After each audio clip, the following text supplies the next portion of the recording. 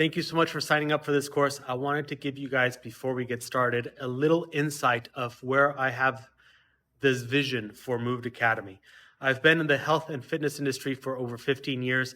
I've worked with thousands of people. I've worked with thousands of coaches and personal trainers, physios, chiropractors, and I've seen a pattern where we seem to always treat the symptoms. We seem to give 4 to 6 week fixes and not long-term solutions. My goal for Moved Academy is to develop leaders to help move the fitness and the health space needle forward, because the answers are extremely simple.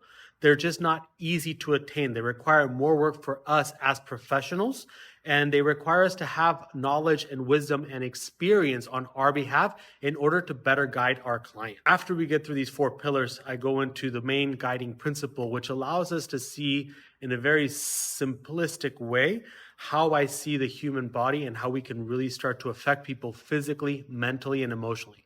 But for now, let's take a look at the 4 pillars of what builds an amazing coach.